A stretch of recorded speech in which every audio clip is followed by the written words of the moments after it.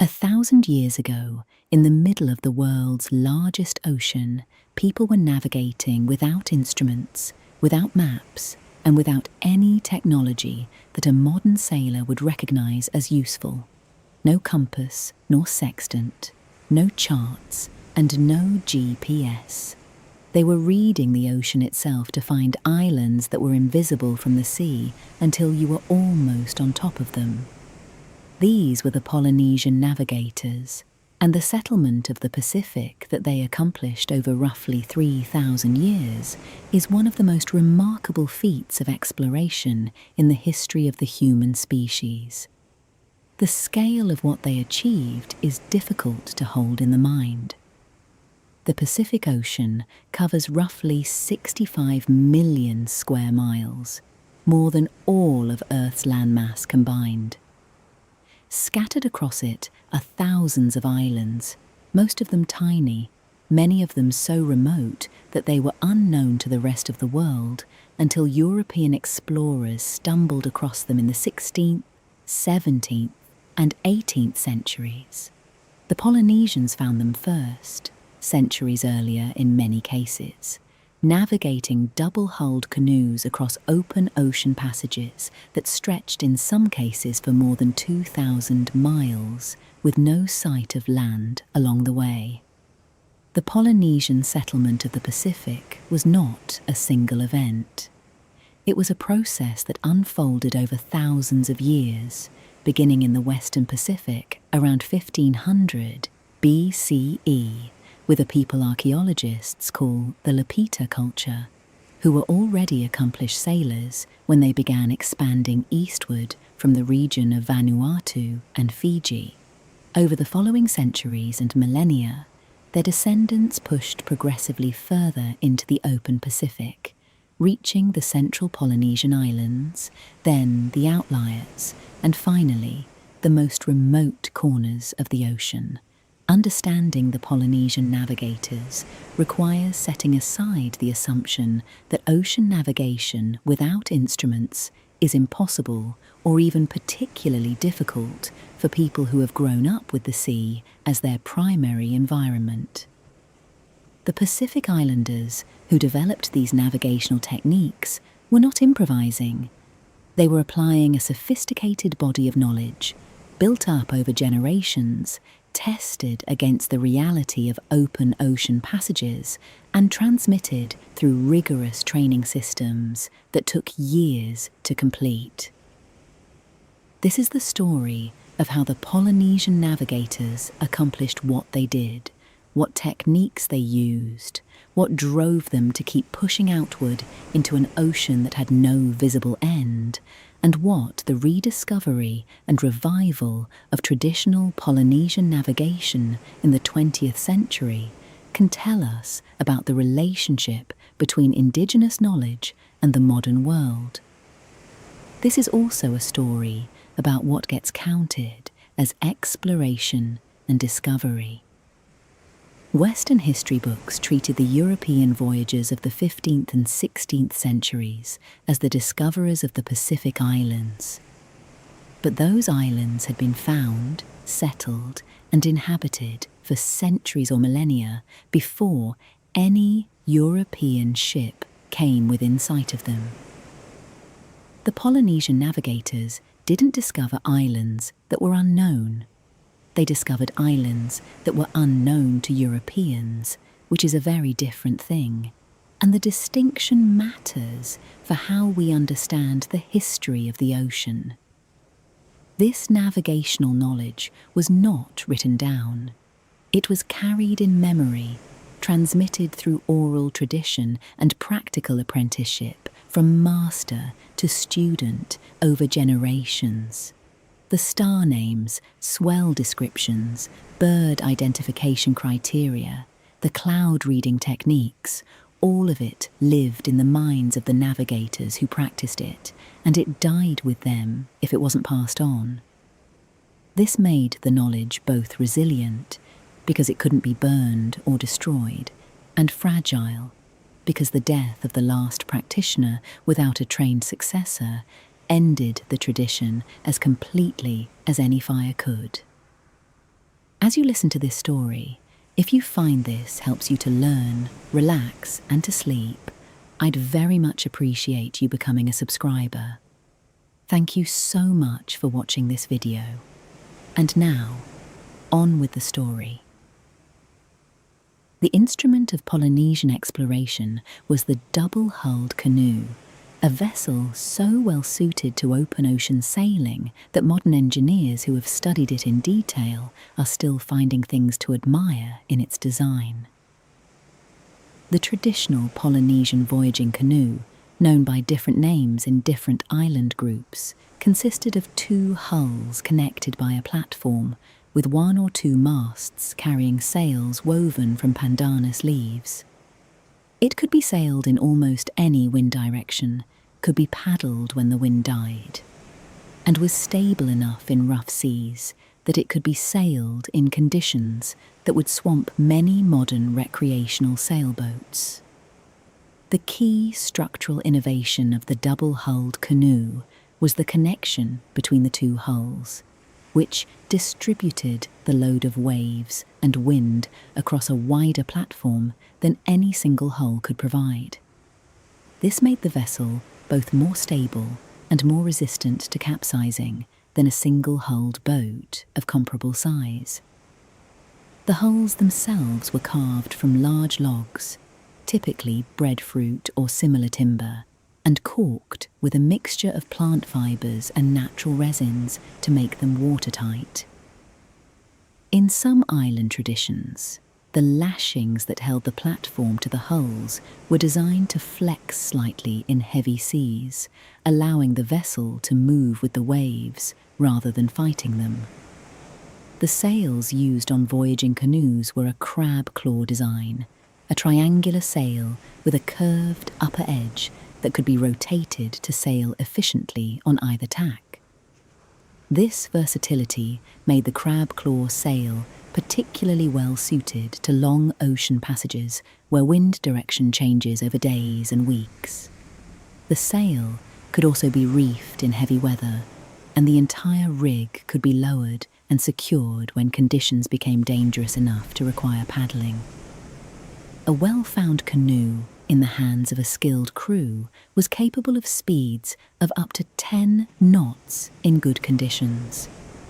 Provisioning a canoe for a long Pacific crossing required careful planning and a detailed knowledge of what could be preserved at sea. Fermented breadfruit could be stored in leaf-lined pits and lasted for months. Dried fish, coconuts, taro, and other starchy provisions were carried in covered storage areas within the hulls. Fresh water was stored in sealed gourds and replenished when rain allowed. The typical crew of a voyaging canoe on a long passage might number between 20 and 50 people, including men, women, children, and the animals, pigs, dogs, chickens, and rats, that would be needed to establish a new settlement at the destination. The construction and maintenance of voyaging canoes was itself a highly skilled craft, and the knowledge of how to build a seaworthy vessel was as culturally important as the navigational knowledge required to sail it. In many Polynesian societies, canoe builders held a social status comparable to that of navigators, and the construction of a major voyaging canoe was a community undertaking that involved ritual as well as technical skill. The loss of this building knowledge in many island communities during the colonial period, when traditional voyaging was suppressed or simply ceased to be necessary, was one of the most significant cultural losses of the 19th and 20th centuries. The Hokulea, a double-hulled voyager built by the Polynesian Voyaging Society in Hawaii in 1975, demonstrated to the modern world what these vessels were capable of. Sailing using traditional navigation methods under the guidance of Maupiailug, a master navigator from the Caroline Islands, the Hokulea completed a passage from Hawaii to Tahiti in 1976, that proved both the seaworthiness of the traditional design and the effectiveness of the traditional wayfinding practice. It was one of the most important voyages of the 20th century, not in geographic terms, but in what it demonstrated about indigenous knowledge and human capability.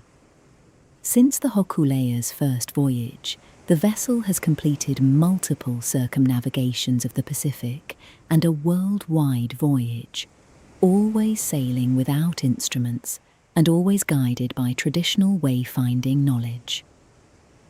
The Hokulea has become a symbol of Polynesian cultural revival and a broader argument about what counts as knowledge and whose direction-finding systems deserve to be called sophisticated. The star compass was the foundation of Polynesian voyages, and understanding it requires thinking about the night sky in a completely different way from how most people in the modern world experience it. In a Polynesian navigational framework, the sky is divided into a series of star paths, arcs traced by specific stars as they rise in the east and set in the west over the course of a night. Because stars rise and set at consistent points on the horizon relative to the cardinal directions, a navigator who knows where a given star rises and sets knows something precise and reliable about which direction they're travelling. The star compass used in the Caroline Islands, which is one of the best documented traditional exploration systems in the Pacific, divides the horizon into 32 named positions based on the rising and setting points of key stars and constellations. A navigator who has memorized this approach knows that sailing toward a star rising at a specific horizon position means traveling in a specific direction, and can use successive stars through the night as some set and others rise to maintain a consistent course. The method works as a compass, even though no physical compass exists, because the stars provide a reliable set of directional references that are available every clear night. Swell patterns were the other major component, and in some respects they were even more reliable than stars because they're available in cloudy conditions when stars are invisible. The Pacific Ocean has a small number of dominant swell patterns generated by persistent weather systems far from any given location. These swells travel across the ocean in consistent directions regardless of local wind conditions, and an experienced navigator can feel their direction and periodicity simply by paying attention to how the canoe moves through the water. Land-finding indicators extended the navigator's effective range well beyond what direct observation could achieve. Certain species of birds, particularly the golden plover and various species of tern, have predictable daily flight patterns that indicate the direction of land. Birds feeding at sea during the day fly back toward land at dusk, and a navigator who observes which direction the birds are flying, at the end of the day, is receiving reliable information about where land lies within roughly 30 to 50 miles. Floating vegetation, changes in watercolour, particular cloud formations that tend to form over islands, and phosphorescence patterns in the water at night all provided additional information about the proximity and direction of land. The method of ETAC, or moving island, is one of the most conceptually interesting aspects of Polynesian navigation. In the ETAC system, the pilot conceives of the canoe as stationary and the islands as moving past it. The destination island appears to move from ahead toward the side and then behind as the voyage progresses, while reference islands to the side appear to slide past at a rate that indicates progress. This mental framework made it easier to track position during long passages, by relating it to the changing angular positions of multiple known islands simultaneously.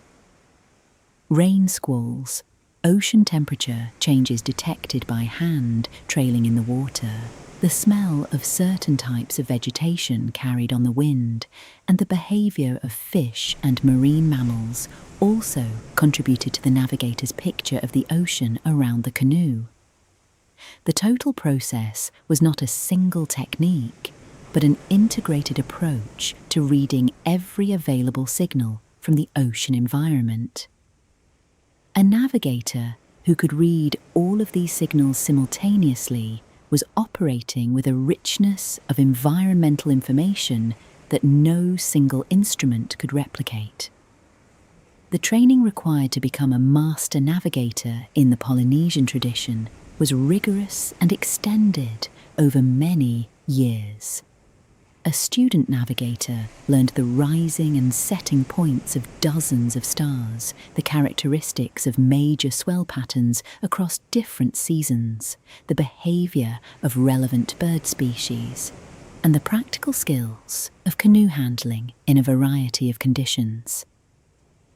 This training was conducted partly through classroom-style instruction using models and oral recitation, and partly through actual voyaging, accompanying experienced navigators on shorter passages before being trusted with longer ones.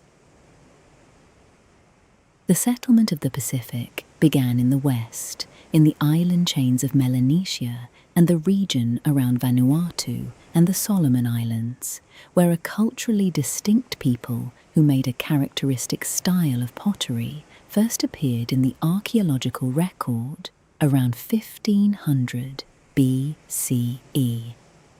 These people, called the Lapita culture, after the site in New Caledonia, where their distinctive pottery was first identified, were already accomplished coastal sailors when they began their expansion into the Pacific. Over the following few centuries, they spread rapidly eastward through Fiji, Tonga, and Samoa, reaching the far end of the near Oceania region and pushing into the genuinely empty ocean beyond.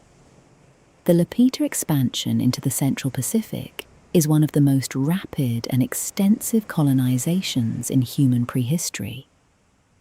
Within perhaps 200 to 300 years, Lapita communities had established settlements across thousands of miles of ocean, leapfrogging from island group to island group in voyages that required open ocean sailing of a kind that had not previously been practiced. The genetic, linguistic, and archaeological evidence all point to a single founding population for this expansion, meaning that the entire populated Pacific east of the Solomons descends from a relatively small group of people who made this initial push into the open ocean around 3,000 years ago. After the initial Lapita expansion, there appears to have been a long pause in the outward settlement of the Pacific, lasting perhaps 1,000 years. The central Polynesian islands of Tonga and Samoa were inhabited and developing their distinct Polynesian culture during this period, but the further reaches of the ocean were not yet reached. What ended this pause and triggered the second great wave of Polynesian expansion around 700 to 1000 CE is not entirely understood. Population pressure, climate shifts, social conflict, and simple human curiosity have all been proposed as drivers, and the answer was probably some combination of all of them. The second wave of expansion moved into the eastern Pacific, reaching the Society Islands, the Marquesas, and the Cook Islands in the first centuries of the Common Era. These island groups became the staging points for the final push to the most remote corners of the Pacific. From the Marquesas, voyagers reached Easter Island, roughly 2,500 miles to the east. From the Society Islands, voyagers reached Hawaii, more than 2,000 miles to the north. From the same general region, a southward voyage of similar magnitude reached the large and dramatically different environment of New Zealand. The question of whether the Polynesians also reached the Americas is one of the more interesting, unsettled debates in the archaeology of the Pacific. The sweet potato, which is native to South America, was cultivated across Polynesia long before European contact, and the Polynesian word for the sweet potato is closely related to the Quechua word used in the Andes. This suggests direct contact between Polynesia and South America, probably through Polynesian voyagers who reached the American coast and returned with the plant. Genetic evidence from human remains in both regions supports the idea of contact, though the details remain debated. The navigational demands of the initial Lapita expansion were extraordinary. Sailing eastward into the Pacific means sailing against the trade winds that blow from east to west across the tropical Pacific. To make eastward progress, Lapita sailors had to exploit the seasonal reversals and gaps in the trade wind pattern, waiting for favourable winds and making progress in short bursts when conditions allowed. This pattern of waiting for the right conditions and then moving quickly when they arrived requires both patience and the kind of detailed knowledge of seasonal wind patterns that only generations of careful observation can produce. The voyages of the Lapita people and their Polynesian descendants were not one-way migrations into the unknown. There is clear evidence from archaeological sites that voyagers maintained contact between island groups for extended periods, bringing back plants, animals, and materials that could only have come from specific islands. This means the practice was reliable enough not just to find a new island once, but to return to a known island repeatedly, an accomplishment that requires a significantly higher level of navigational precision than a one-way trip into the open ocean. Hawaii is one of the most remote island groups on Earth. The nearest continental landmass is roughly 2,400 miles away. The nearest Polynesian island group from which the settlement voyage likely departed is more than 2,000 miles to the south.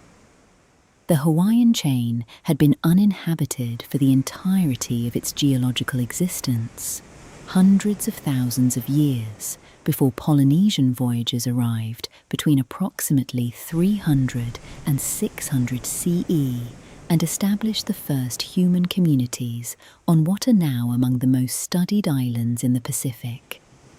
The settlement of Hawaii was not a single voyage, but a sustained period of contact and movement between Hawaii and the central Polynesian islands, probably spanning several centuries.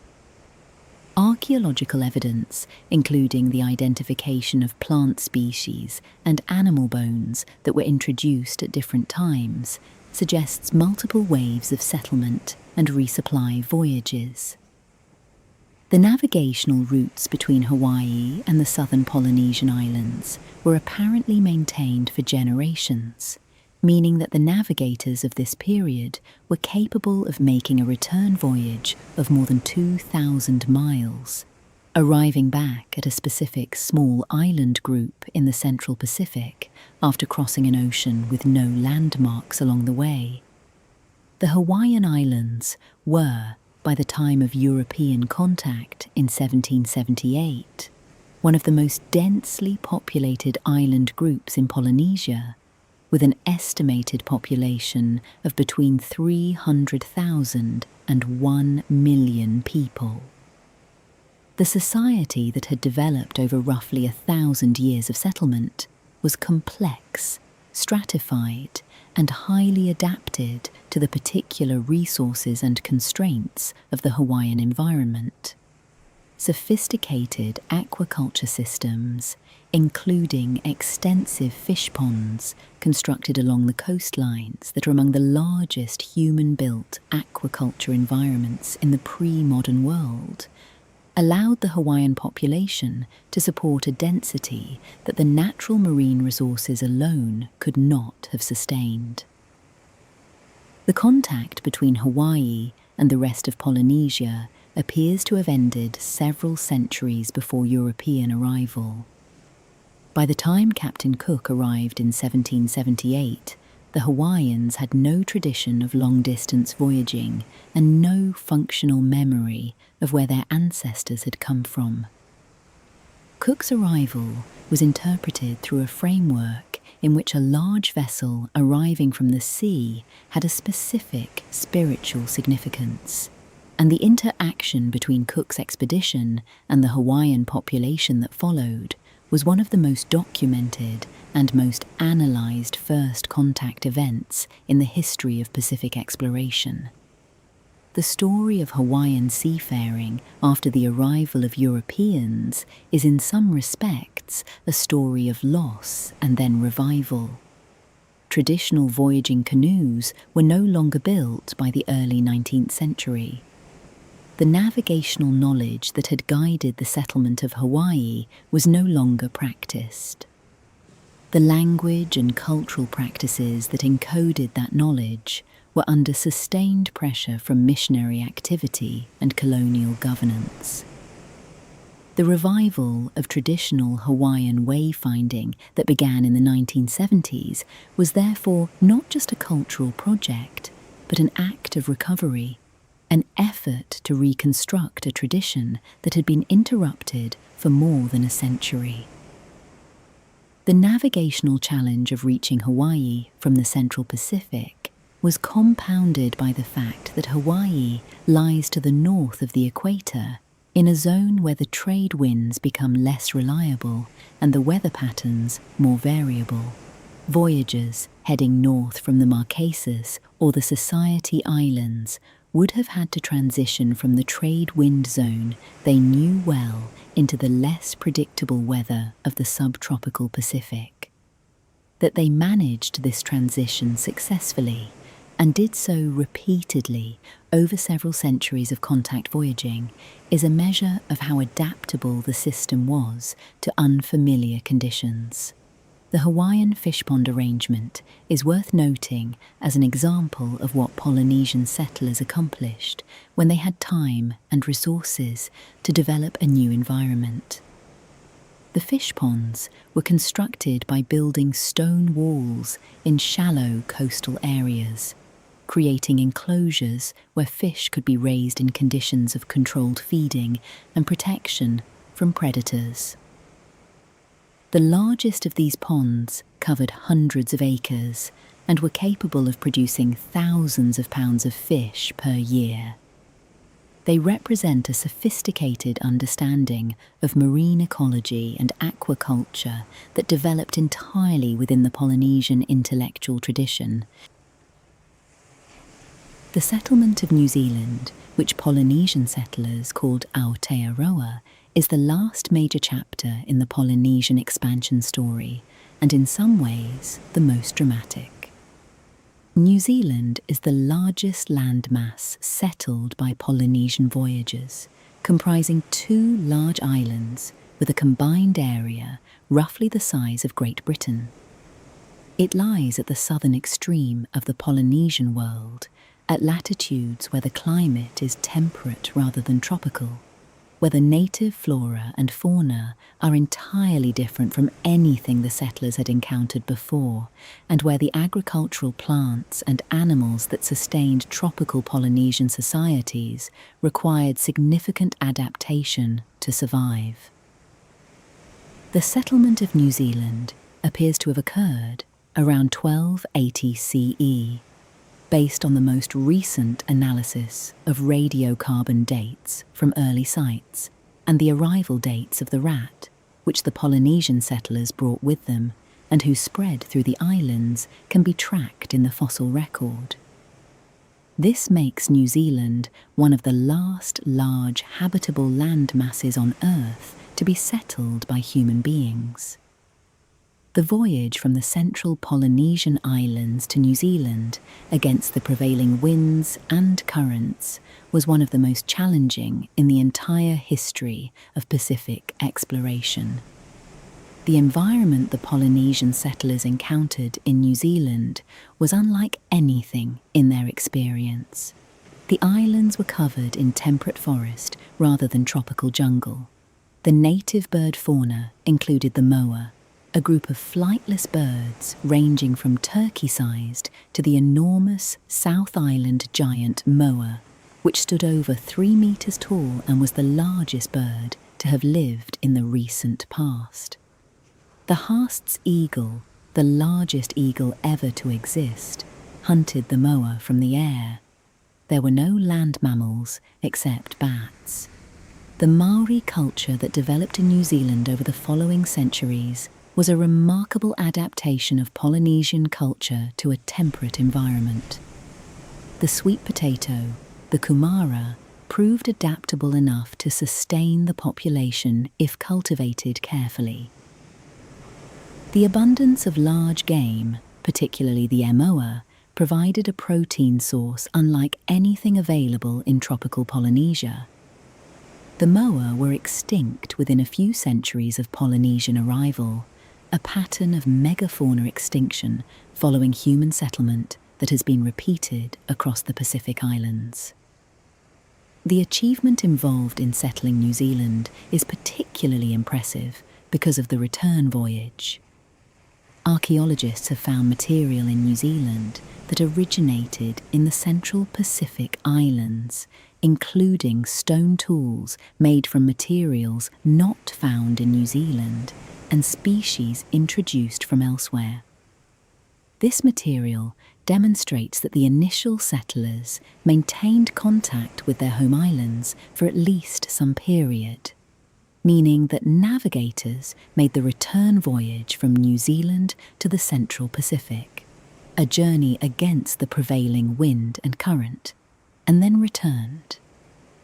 The settlement of New Zealand also produced what may be the most physically demanding navigational challenge in the entire Polynesian expansion story. To reach New Zealand from the central Pacific, voyagers had to sail south through the trade wind zone, across the horse latitudes where winds are light and variable, and then into the westerlies of the Southern Ocean, where wind and sea conditions are dramatically more severe than anything encountered in the tropical Pacific. That navigators accomplished this passage at all, and apparently did so multiple times, is remarkable by any measure. The Maori tradition of oral history preserved detailed accounts of the voyaging canoes that brought the first settlers to New Zealand, naming specific canoes, their captains, and the island groups from which they departed. These accounts, known as wakapapa, function as genealogical records that link living Maori individuals to the specific canoes of the founding settlement. The accuracy of these oral traditions, confirmed in broad outline by archaeological evidence of Polynesian arrival dates and origins, demonstrates the reliability of oral transmission as a historical record when practiced with the discipline that Maori intellectual tradition demanded. Easter Island, which its own inhabitants call Rapa Nui, is the most isolated, permanently inhabited island on Earth. Its nearest neighbour is Pitcairn Island, roughly 1,300 miles away. The nearest continental coast is the western shore of South America, approximately 2,300 miles to the east. The island itself is small, roughly 63 square miles, and was formed by volcanic activity that has left it with no natural harbour and exposed to the full force of Southern Ocean swells. That this island was found, settled, and maintained a complex civilization for centuries before European contact is one of the most extraordinary facts in the history of human exploration. The settlement of Easter Island appears to have occurred between 700 and 1200 CE, with most recent analyses favouring the later end of this range. The founding population was small, perhaps a few dozen people arriving in a single or small number of canoes from the eastern Polynesian islands, most likely the Marquesas or the Gambier Islands. From this tiny founding population, the Easter Island civilization grew over the following centuries to a population estimated at somewhere between 3,000 and 15,000 people at its peak. The moai, the enormous stone statues that have made Easter Island famous, were carved from the volcanic tuff of a single quarry on the island and erected on stone platforms called ahu around the island's coast. Nearly 900 moai have been identified, ranging in size from a few feet to over 30 feet tall, with the largest weighing over 80 tons. The current leading hypothesis for how they were moved from the quarry to the coastal platforms, supported by experimental archaeology, is that the moai were walked using ropes applied to their sides in a rocking motion. The traditional account of Easter Island's history presented the island as a cautionary tale of environmental destruction, in which the population cut down all the trees to move the moai and then collapsed. This account has been substantially revised by more recent archaeological and paleo-environmental research. The environmental degradation was real, but it appears to have been driven primarily by the rats that arrived with the Polynesian settlers and consumed tree seeds before they could germinate. The population collapse was also real, but it appears to have been caused primarily by European-introduced disease and the slave raids of the 1860s. The script that was developed on Easter Island, known as Rongo Rongo, is one of very few writing techniques developed independently in the Pacific region, and it remains undeciphered. The tablets on which Rongo Rongo was inscribed survived only because a small number were taken to Europe in the 19th century. Whether Rongo Rongo represents a true writing system capable of recording speech or a memory aid for oral traditions is still debated. Its existence on such a remote island, developed in isolation from the writing traditions of the wider world, is a testament to the intellectual creativity of the Easter Island civilization.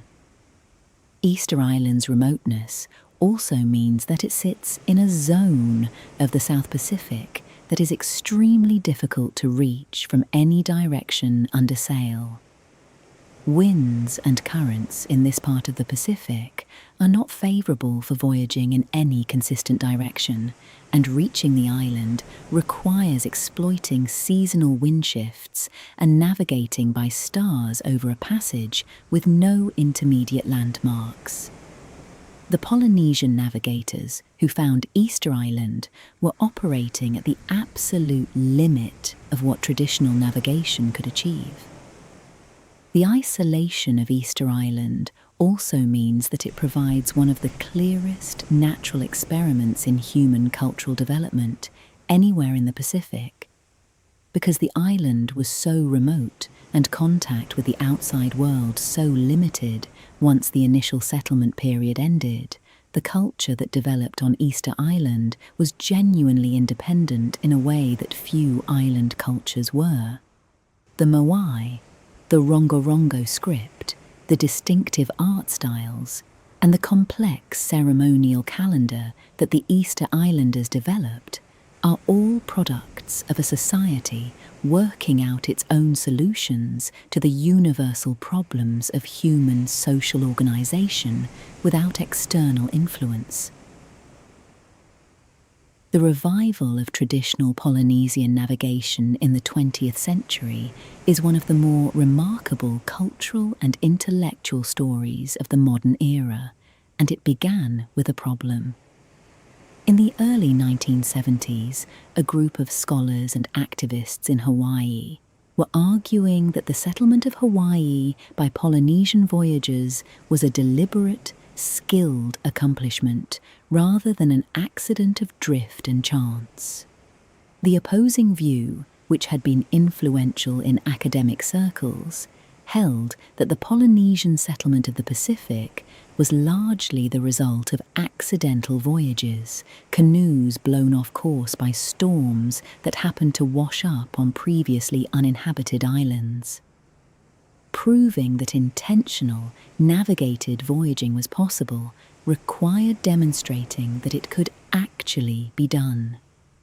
Mau Piailug, known as Papa Mau, was a master navigator from the island of Satawal in the Caroline Islands who had been trained in the Carolinian ways from childhood. He was one of a very small number of people still living in the 1970s who had been fully trained in traditional open ocean course plotting. When the Polynesian Voyaging Society in Hawaii was looking for a navigator to guide the Hokulea from Hawaii to Tahiti using traditional methods, Piailug agreed to teach what he knew and to guide the voyage.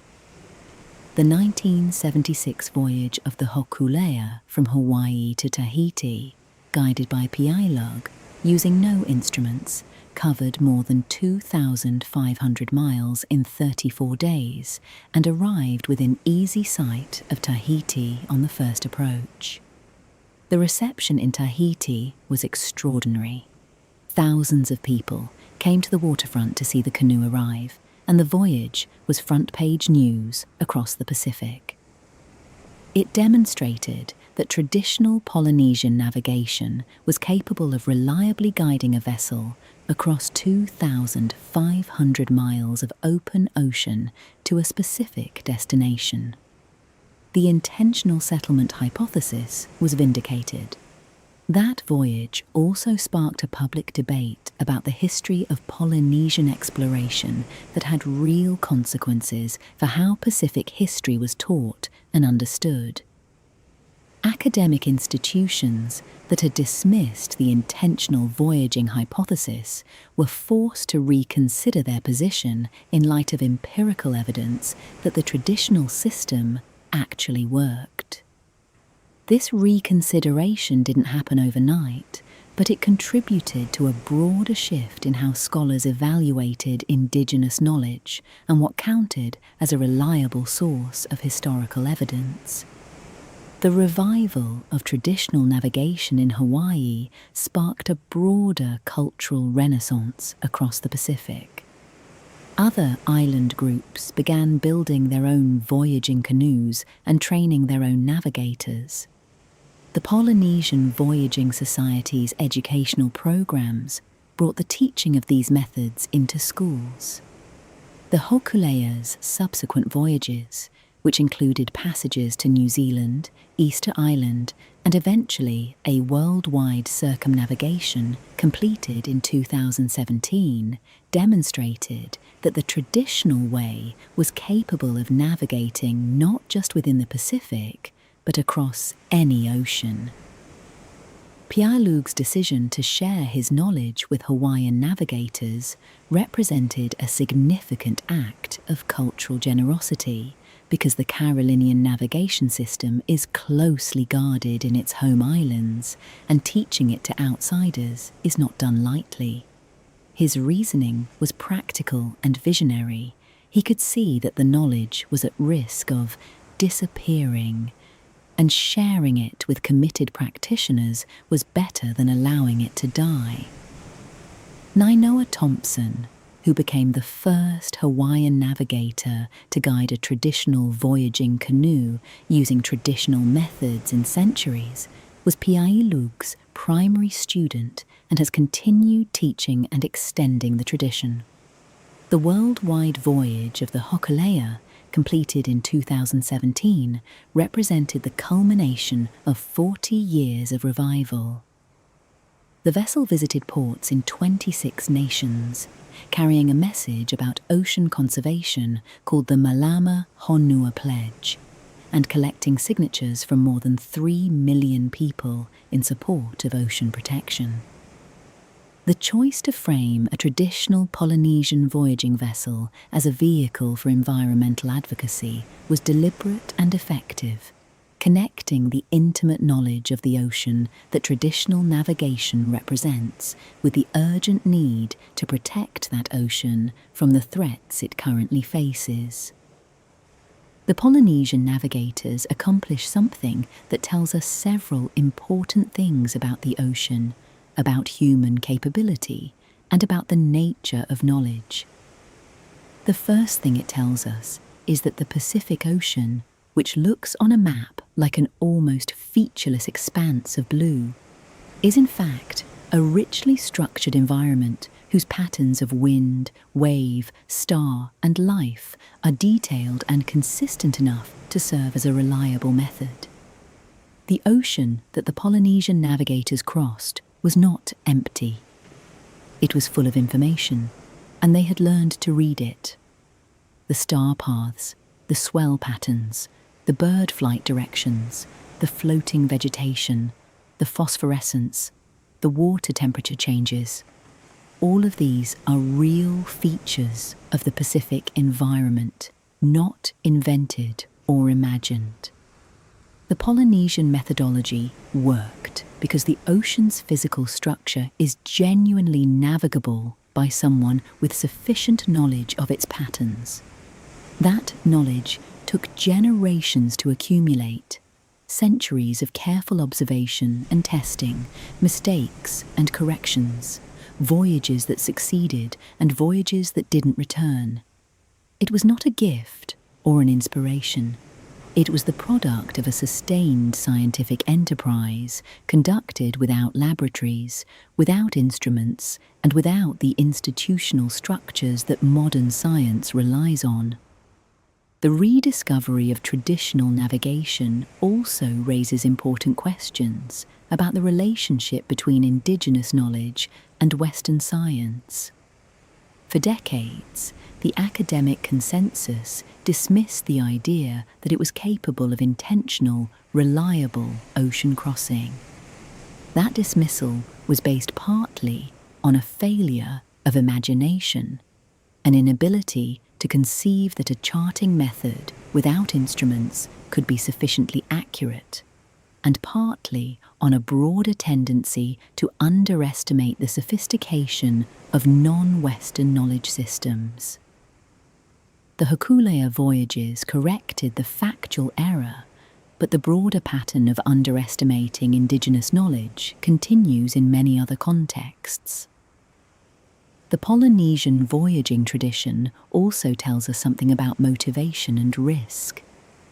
People don't repeatedly cross 2,000 miles of open ocean in small wooden boats unless they have compelling reasons to do so. The reasons were various: population pressure, social conflict, the desire for new agricultural land, the specific Polynesian cultural value placed on exploration and discovery. But the willingness to face that risk, generation after generation, produced the most extensive maritime expansion in human history. There is also something in the Polynesian navigating tradition that speaks directly to the situation of the modern ocean. The navigators who crossed the Pacific did not treat it as a resource to be extracted or a barrier to be overcome. They treated it as an environment to be understood, read, and respected. Their relationship with the ocean was one of intimate attention and accumulated knowledge, not mastery or control. That relationship produced the most extensive maritime exploration in human history, and it did so in a way that left the ocean itself unchanged. It's a model of engagement with the natural world that the modern world has largely abandoned and is only beginning to rediscover. The ocean itself was the ultimate teacher of the Polynesian navigators. Every voyage was a lesson, every swell pattern a piece of data, every bird flight a signal that added to the accumulated knowledge of what the ocean contained and how it behaved. The navigators didn't conquer the Pacific. They learned to read it, and in reading it, they transformed it from a barrier into a highway that connected the most scattered human communities on Earth. That transformation is one of the most significant things any group of humans has ever done in their relationship with the ocean, and it was accomplished not with instruments and engines, but with patience, observation, and an intimate knowledge of the sea. The Polynesian navigators crossed the largest ocean on Earth in wooden canoes, guided by stars and waves and the behavior of birds, finding islands no one else knew existed and connecting the most scattered human communities in history. The Pacific was not an obstacle to them. It was home. In our next episode, we explore the Silk Road of the sea, the ancient and medieval maritime trade routes that connected China, India, Arabia, and East Africa in a network of commerce that moved silk, spices, porcelain, and ideas across the Indian Ocean for thousands of years before European ships ever entered those waters. Until then, thank you for listening.